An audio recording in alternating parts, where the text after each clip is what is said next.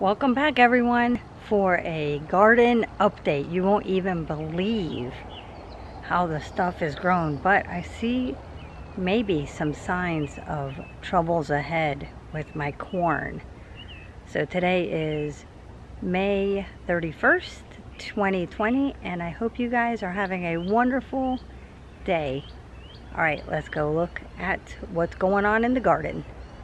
So the last time I showed you the initial garden, those corn stalks were almost just barely breaking the top of that. So we did not put the top on because it kept growing. But there's exciting news on the inside. So here is the inside. Look. This would be a cob of corn. I have one. Here's another one. There's one back there. Here's another one. We got two more. Two more right there. They're all over, guys. They're all over. Look at this one. They said, when I did some research, they said that when all of the silks turn brown, then it's ready to pick. But I'm really surprised I even have this many. I don't know whether or not they're going to be edible. I'm not sure if all the kernels will be fully formed or not. I did try to hand pollinate some of them, so I'm hoping that I pollinated them at the right time. We had a lot of rain, so I don't know whether or not that takes the pollen off the silks, even though they're pretty sticky. I have been spraying neem oil, not too much of it, on the silks, so hopefully I won't find any cutworms inside my corn cobs. More exciting news here in the tomatoes. There's two tomatoes there. Three. There are 3 tomatoes there. And then I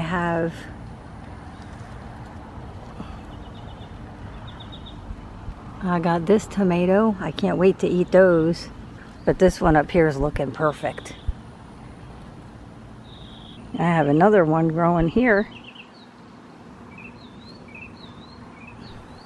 And I did thin out the peppers. Thank you very much to those of you who suggested to thin them out. I don't know whether or not I need to thin them out even more, but as you could tell, I thinned out a lot. Actually, I'll thin this one out right now.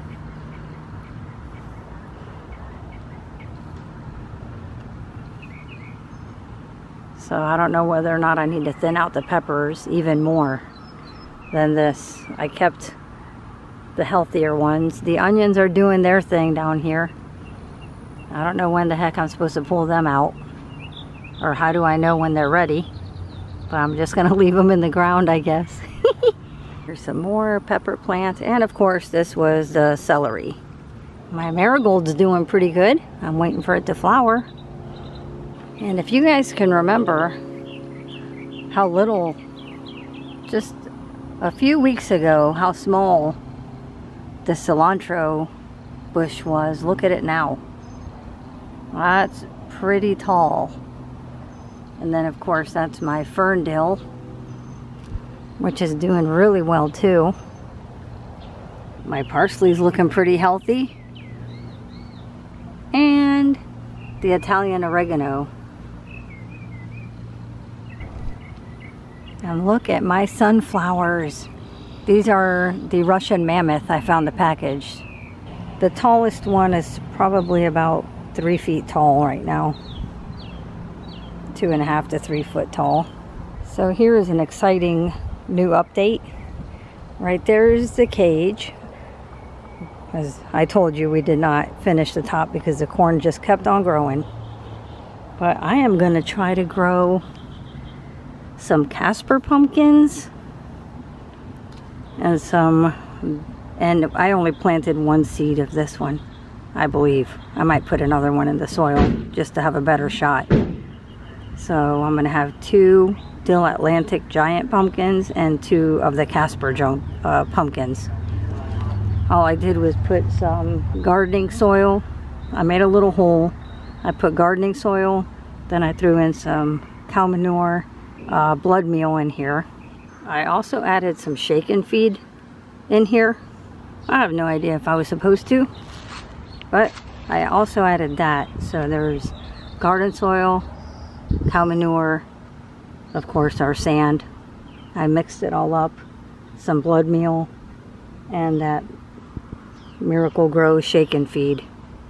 So let's hope that the pumpkins grow.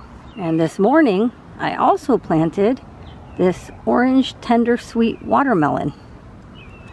So I did the same thing. I don't know if it was supposed to be any different, but I just dug a little hole, mixed up the garden soil, the Miracle Grow garden soil, some cow manure, the blood meal, and I added the shaken feed from Miracle Grow in there too. And in this one, I believe I put 9 seeds. So hopefully this one does well. As long as I get 1 watermelon, I'll be happy.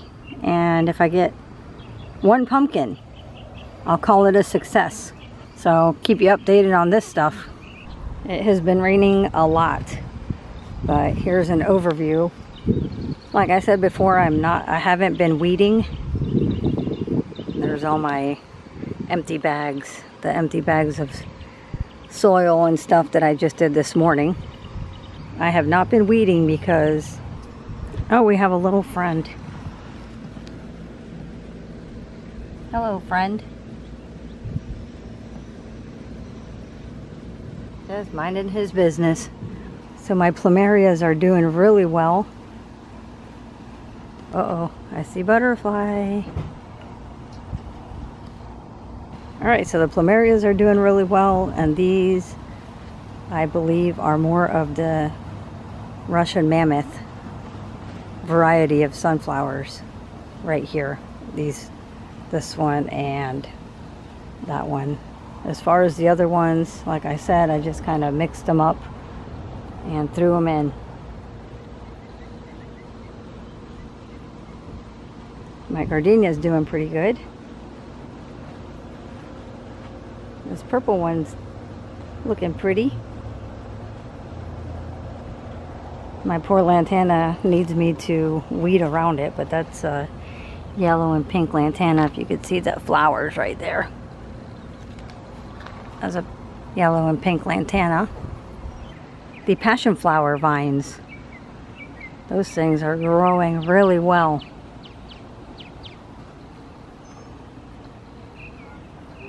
And here is one of the flowers from the Passionflower vine. And I can only imagine once all of these flowers start to bloom, that's going to look really neat on the fence. Looking really healthy. And I do have 3 of these. I have 2 reds and a purple. There's the other red one. Eventually I would love it to cover the entire length of the fence. And here is the purple Passionflower vine. He's already got a hold of the fence over there, which is exactly what I wanted. Wow, these pepper plants are doing really good in these containers. I'll tell you a funny story. I initially bought these mesh grow bags to actually grow potatoes. I thought I was buying 1 5-gallon bag. Well, guess what, guys? I bought 5 1-gallon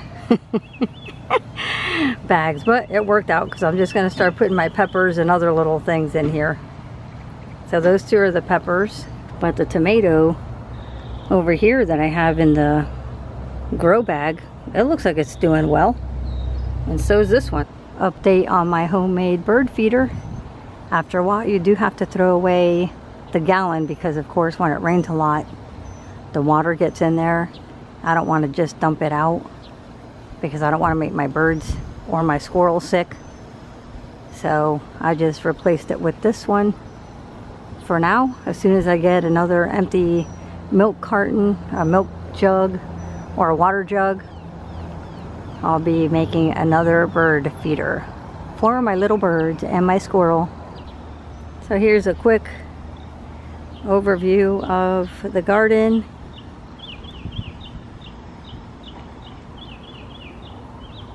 Of course, I told you guys I have not weeded it. It's making Scott absolutely nuts because he does not like the weeds growing tall.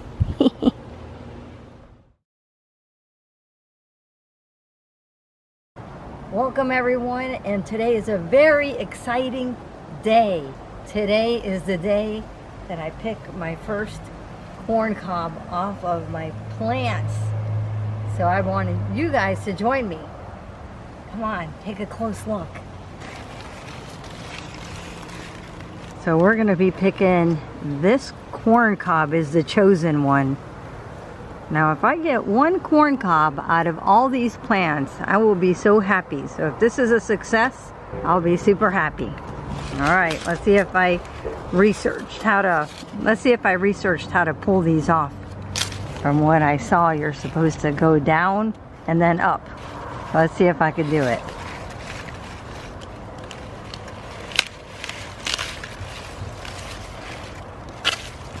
Oh my goodness, I hope this is good. The unveiling of the first corn cob.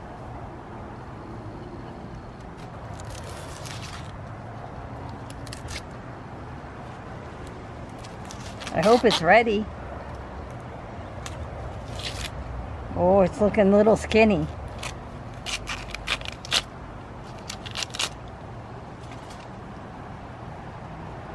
Oh no.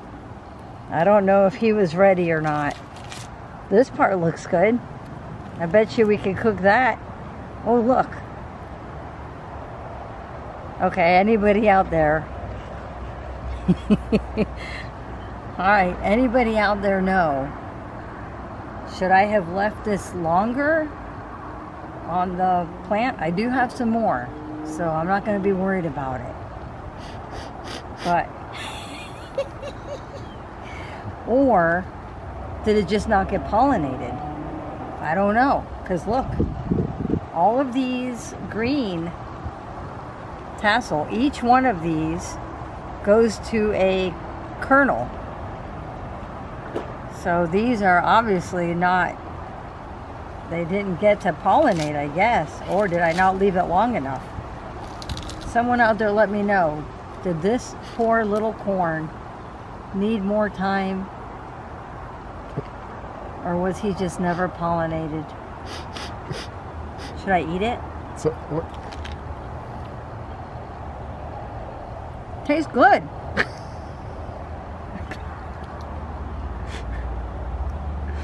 That's good corn. I can't wait to pick the rest of the corn. Thanks for joining me on this corn adventure today. There's something funky about this corn. But it's really tasty. I just tasted it.